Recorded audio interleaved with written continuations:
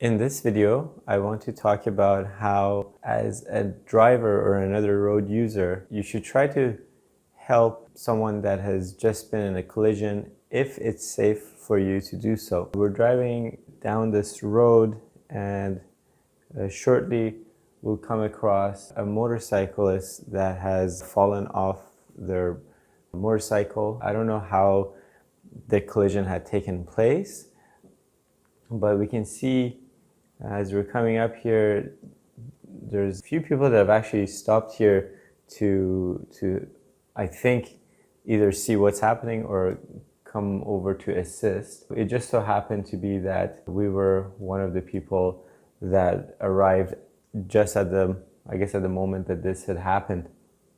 And so we stopped our vehicle on this side of the intersection, we put our hazard light on, and then kind of ran across to see if I can be of any assistance to the rider here. And it seemed like he was pinned underneath his motorcycle. So we, along the help of other people, lifted the motorcycle up so that he could free himself. And, you know, it takes a while for paramedics to get there and emergency vehicles to get there. So if you're first at the scene and it's safe for you to pull over and stop and provide a bit of a safety area for the people that are involved, it would be a good thing to do, right? Now, I've been in a collision before where we were driving in Alberta and I was driving on a highway and we went up a hill, and on the other side of the hill, all of the traffic had stopped.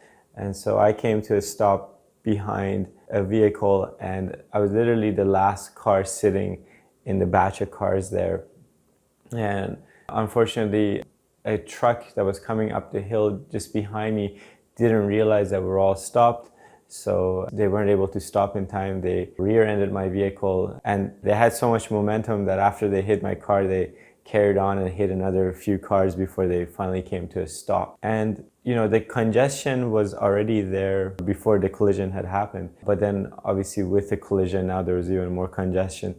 And what I found shocking was the number of people that drove by us and showing us particular hand gestures that was not really nice. It was almost like they were blaming us for the congestion that had taken place. So if you're not going to go ahead and help someone or at least be of assistance, then that's okay, but don't make this situation even more stressful for the people involved. The other thing is, sometimes people are in shock. They don't realize what has happened or they don't realize where they are. So, you know, if it's, again, safe for you to pull over, maybe you can ask them if they've called 911 or if they need someone to call 911. And when I say this, I don't mean that you should start being, you know, part of the rescue team, if you will, but if you think that it's safe, then try your best to help those people out, but only if it's not going to put yourself in harm's way. So for example, if there's a major accident on a freeway, I'm not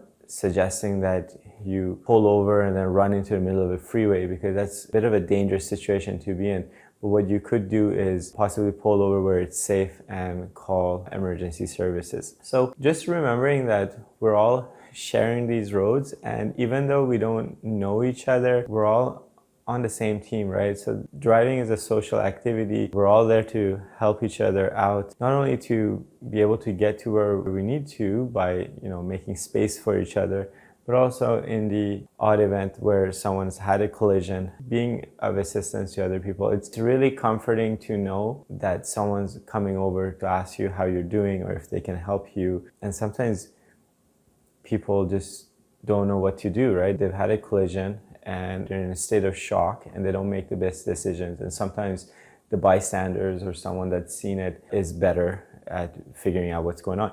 The other thing that I think happens, which people that have been in that situation really wish that someone would just take a few seconds out of their day to help them out, is if you we're a witness to a collision, offering to be a witness, right? So if someone has had a collision and the person that's been hit, they're in a state of shock, so they're not going to be running around to try to hold on to like witnesses or ask them to stay so they can get the contact info. So if you've seen something, you would do so much help in terms of their insurance case if you stick around and you help them or provide them with your contact info so that the adjusters or the insurance company can get a hold of you and hear your version of events. I've seen it very often where there'll be a poster at an intersection saying witnesses wanted for a collision that happened at this time.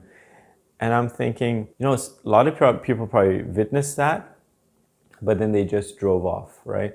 And like, it's always easier to just drive off and be like, not my problem, right? But if the situation was reversed and you were desperately looking to find a witness for what had happened, wouldn't you wish that somebody would, you know, take the time?